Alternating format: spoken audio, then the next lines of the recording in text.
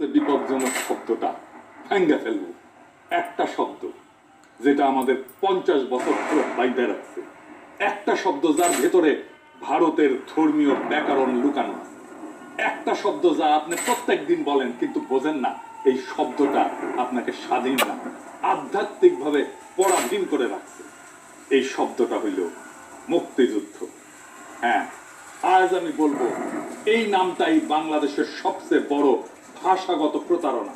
প্রস্তুত থাকেন, কারণ আজকের এপিসোডে শুধু ইতিহাস না, আপনার পরিচয়ের মাটি নড়ে যাবে।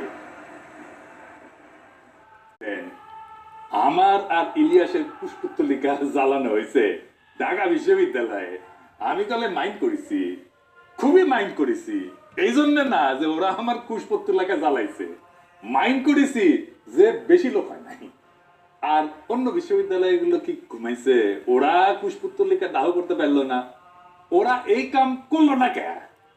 আচ্ছা ঠিক আছে, আজকে যে পুচ্ছে আগুন লাগানো এপিসোড করব, এইবার কলে 64 জেলায় অন্তত 64টা পুষ্পতলিকা জ্বালাইতে হবে আমার।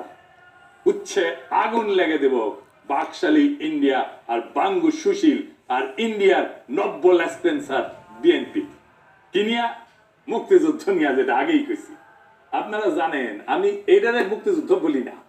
এইটারে মুক্তিযুদ্ধ কেন বলা উচিত না সেটা নিয়ে আজকের আলাপ। এই আজকের এপিসোডে আমরা দেখাইবো যে মুক্তিযুদ্ধ শব্দ দিয়া আমাদের পুরা জাতিকে 50 বছর ধরে মানসিক ভাবে বাইন্ধে রাখা হয়েছে। মুক্তিযুদ্ধ মানে স্বাধীনতা না, মুক্তি না। মুক্তিযুদ্ধ মানে দাসত্ব। কেমনে আসেন এইবার দেখি।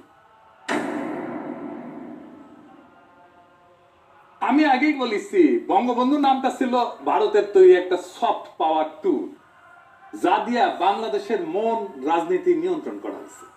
গত এপিসোডে দেখেছেন। আজকে আমরা আওয়ামী বয়ানের পেঁয়াজের আর একটা স্তর সুলবো আর চোখ দিয়া পানি পড়বে বাকশালী আর ভারত দুই জায়গাতেই। একটা প্রশ্ন দিয়ে শুরু করি। দুনিয়ায় অনেক দেশ স্বাধীন হয়েছে, তাদের স্বাধীনতার জন্য লড়াই করছে, যুদ্ধ করছে। কোথাও কি তারা তাকে মুক্তিযুদ্ধ বলছে? আমেরিকা বলছে, আলজেরিয়া বলছে, ভিয়েতনাম বলছে, ইন্দোনেশিয়া বলছে, কিউবা বলছে, আয়ারল্যান্ড বলছে। একটাও দেশ তাদের স্বাধীনতার যুদ্ধকে মুক্তির যুদ্ধ বলেন কোথাও না। ইতিহাসে নাই, রাষ্ট্রতত্ত্বে নাই, রাজনীতিতে নাই। কারণ তারা জানে রাষ্ট্রের স্বাধীনতা একটা রাজনৈতিক ঘটনা, আর মুক্তি এটা আধ্যাত্মিক ঘটনা। দুইটা শব্দ কখনোই এক হয় না। লিবারেশন ওয়ার বলা হয়েছে, কিন্তু লিবারেশন হইতেছে রাজনৈতিক শব্দ, আধ্যাত্মিক শব্দ।